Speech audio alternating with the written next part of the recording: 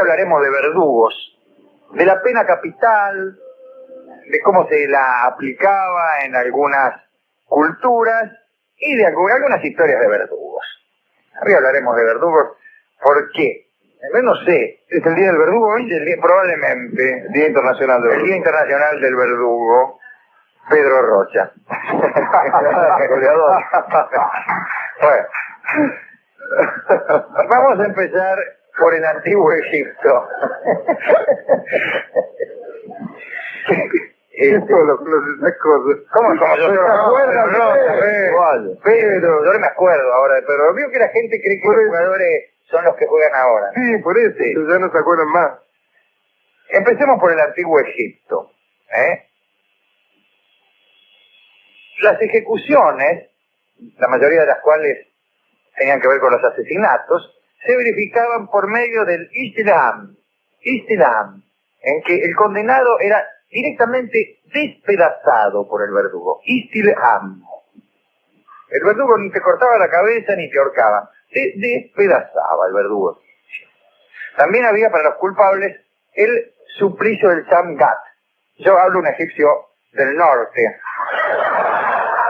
del delta, un egipcio más de Alejandría que de Memphis, y ni hablar de Tebas, donde casi no me entienden.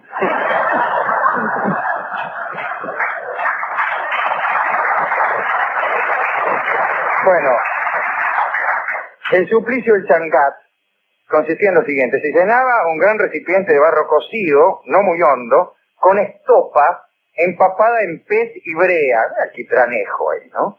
Después se vestía a la víctima con ropas empapadas también en resina y se lo sentaba arriba del recipiente y ahí lo ataban también, ¿no? Hecho esto, se colocaban varias mechas resinosas encendidas que lo iban consumiendo de forma extremadamente lenta. Este horrible espectáculo era paseado por las calles, mercados y plazas públicas, donde... Otro castigo terrible se aplicaba muy frecuentemente a las mujeres en el Egipto. A las mujeres indiscretas. Se sabe que la ley exigía que aún a la mujer condenada se la retirara de las miradas de los curiosos.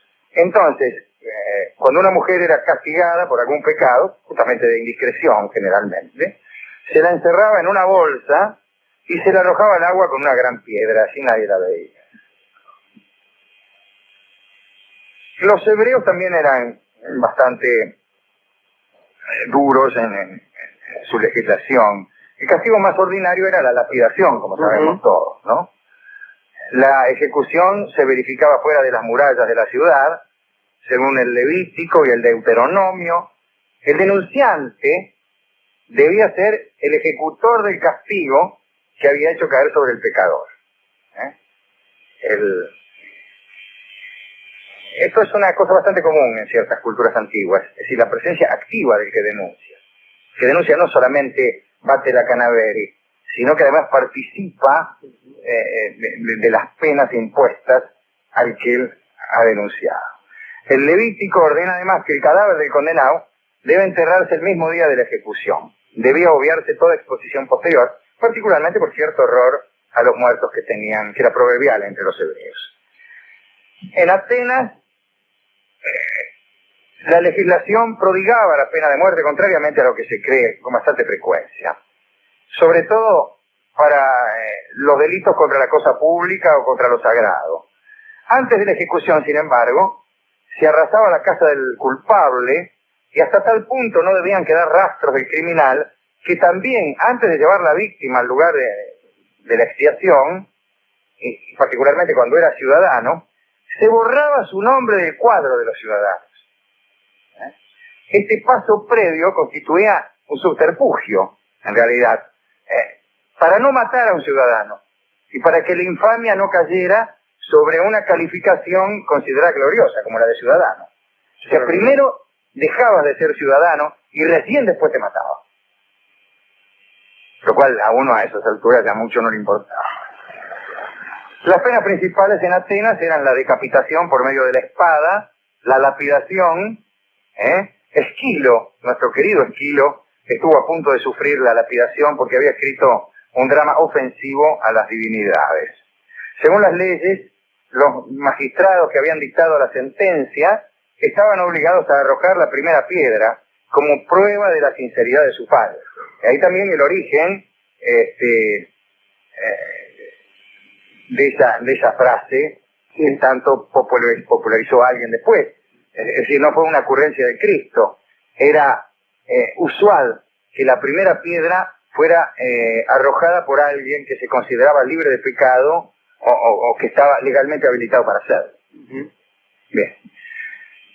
También figuraba, naturalmente, en la Grecia antigua, como algunos ya están soplando, el veneno como castigo de aquellos a quienes se acusaba particularmente de haber ultrajado a la patria o al culto. Famosamente, Sócrates tuvo que beber cicuta, ¿no? Existía también el bastón, que consistía en apalear al culpable hasta que moría, o si no el abismo, o báratro, una fosa profundísima, donde te tiraban. Tiraban un pozo y te morías. La manera de pronunciarse los fallos en materia penal varió según las épocas de Grecia. En un principio cada juez tomaba una pequeña piedra y la depositaba silenciosamente en una de dos urnas puestas en un lugar retirado de la asamblea, casi como un voto secreto, ¿no? Estas eran las urnas de la muerte, o de la vida, o de la misericordia, por mejor decir. Este sistema de tomar los votos ofrecía todas las garantías de seguridad, pero los 30 tiranos, de quien hemos hablado alguna vez, deseosos de conocer la opinión de los magistrados y de ejercer presión política, por algo eran tiranos, decidieron que en lo sucesivo los jueces depositarían a la vista del público sus votos, es decir, las piedras, ¿no? En dos mesas llamadas Mesa de la Vida y Mesa de la Muerte. Entonces yo mismo veía, mirá, fulano a quién votó, y ahí tenías que votar al que querían ellos. Estas piedras en realidad eran unas fichas de nácar, como las de los casinos, ¿no? Que se entregaban a los miembros del tribunal en el momento de entrar en sesión. Después fueron piezas de metal llamadas espóndilos. Había unas negras, unas blancas, afiladas. Un detalle curioso. Antes de proceder al voto, se dirigía al juzgado una pregunta, al jurado. Se lo invitaba a declarar, no, al juzgado, al tipo al que juzgaba. Sí, el acusado. Al acusado, esa es la palabra, perdón, disculpen, al acusado. Una pregunta. El juzgado en realidad para nosotros es el ámbito. Me voy hasta el juzgado. Es un lugar el juzgado, no un tipo. Juzgado de paz, número 3. El jurado es otra cosa y en este caso estamos hablando del acusado. Digo que le hacían una pregunta al tipo, ¿no? Se lo invitaba a declarar qué castigo opinaba merecer. Bueno, También Sócrates, ahí está Sócrates. Si reconocía que había cometido una gran falta, el tribunal generalmente se mostraba indulgente. A Sócrates le preguntaron qué pena creía merecer y él le dijo un subsidio.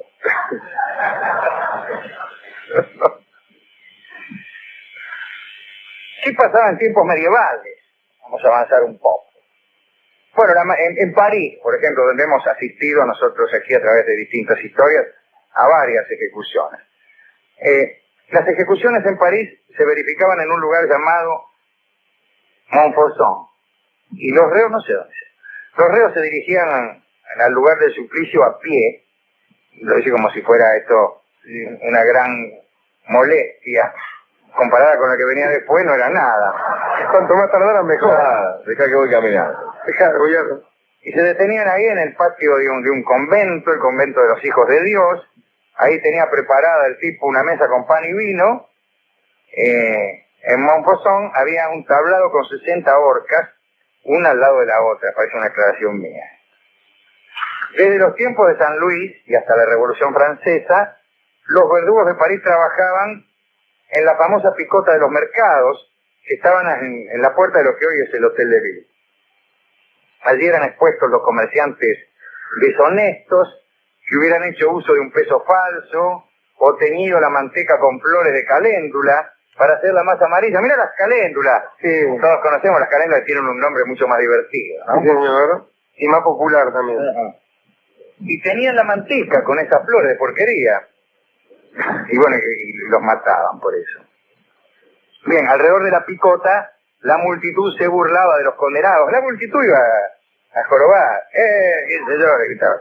Y les arrojaba inmundicias, y me imagino yo recogerían del suelo. Bien, las condenas a la picota eran a veces tan largas que los atrapados allí morían por inanición o lo que fue. En la picota de los mercados sucedió una vez algo extraño. El pensador Vauban había propuesto a Luis XIV la creación de un impuesto proporcional a la fuerza de cada uno, es decir, aplicando la carga impositiva a la tierra en relación con su rendimiento y a las artes y oficios en relación con su ganancia. Bueno, era un impuesto a la renta, ni más ni menos.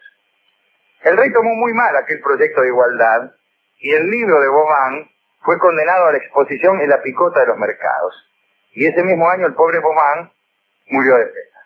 Mirá vos, ¿eh? Había bajo el antiguo régimen un ejecutor por cabecera de distrito en Francia, ¿no? Las provincias del este poseían incluso un verdugo por pueblo. Un día de junio de 1793, la convención ordenó a todos los verdugos que fueran distribuidos en el territorio de la República y que aprendieran a usar una máquina nueva que era la guillotina. El decreto produjo entre los verdugos un verdadero pánico. Existe en los archivos nacionales franceses una ficha llena de cartas de verdugos que jamás habían tenido que ejecutar a nadie y que se excusaban por causa de inexperiencia e incapacidad. Y pronto no quedó en Francia más que un grupo de verdugos. La familia Sanson. Una familia en realidad. La familia había entrado en la historia de los ejecutores el 24 de septiembre de 1688. Pero vamos a contar cómo empezó aquella familia, la única que quedó finalmente, a ejercer ese oficio. Bajo el reinado de Luis XIV, de 1600 y pico, claro, 1688 es bajo el reinado de Luis XIV, Charles Sanson era un oficial. Tuvo un grave accidente, se cayó del caballo, no sé qué, fue trasladado por un desconocido a una casa vecina para que lo atendiera. Y allí lo cuidó la hija del tipo que lo había rescatado. Una muchacha que se llamaba Margarita y que era hermosísima. Muy bien, Charles Sanson ahí, curándose de las heridas, atendido por esta chica Margarita, imagínense, se enamora de la mina. Se enamoró de Margarita y se hicieron amantes. Imagínense, el tipo tirado en la cama, ahí se ha caído del caballo, me duele aquí, no, ahí no, un poco más abajo, más arriba. Una cosa tras la otra. Si usted no se hace amante de una mina en esas circunstancias, retírese. Bueno, una vez curado, Charles Sanson, continuó viendo a Margarita sin que lo supiera el padre de la muchacha, que siempre estaba haciendo algún viaje, el tipo que lo había socorrido. Era un hombre medio misterioso el padre, ¿no? Siempre rehusaba dar su nombre y precisar cuáles eran sus ocupaciones. Un día, mientras Charles Sanson atravesaba una plaza, ya repuesto de sus heridas, vio al padre de Margarita realizando la tarea de cortarle la cabeza a uno. El tipo era verdugo, y se llamaba Pedro Juin. Entonces, imagínense, Charles Sanson medio se desesperó, estaba profundamente enamorado de la hija del verdugo y quiso romper la relación, pero imagínense, el dolor era inmenso. Y al final se entregó, se quedó con Margarita, pero los oficiales, compañeros de él, se enteraron de que andaba con la hija de un verdugo y entonces tuvo que dejar su rango militar a causa de amores inmundos. Los verdugos eran despreciados. Una noche Sanson le propuso a Margarita huir y alejarse de aquel padre que tenía aquel siniestro oficio.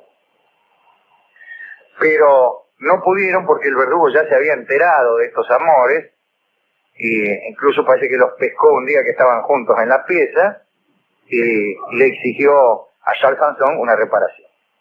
Sí, macho, vas a tener que casarte con mi hija. Pero dijo, ningún hombre desposeará a mi hija si no es verdugo él también.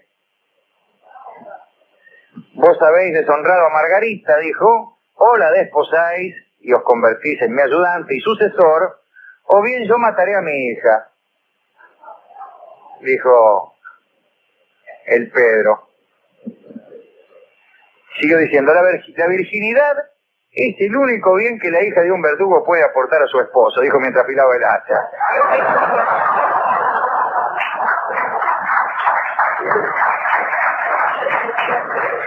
Imagínense, ¿no? Todo esto después de haberlo encontrado al tipo con las manos en la masa. Así que todas estas cosas lo decía mientras el bueno de Charles Sansón se levantaba los pantalones, me imagino. Pobre tipo. ¿Sí? Se levantaban los lienzos mientras el tipo le decía que qué sé yo y que... ¿Va a casar o no? Creo que... Con el hacha. Y Sansón aceptó. Bueno, en esa circunstancia uno acepta cualquier cosa. Y quedó como ayudante de su suegro. La primera vez que tuvo que ayudarlo a aplicar la rueda, que era un tormento, cayó desmayado. Después se acostumbró, ¿no? Y entonces, los Sansón, los hijos que tuvo con Margarita, sus nietos y toda la familia, se dedicaron a aplicar los terribles castigos de ahí en adelante. Y fue la única familia que se hizo cargo de aquella redistribución que había hecho la Convención de los Verdugos de Francia. Poco a poco la línea de aquella familia, dice esto aquí, bueno, se propagó por toda Francia.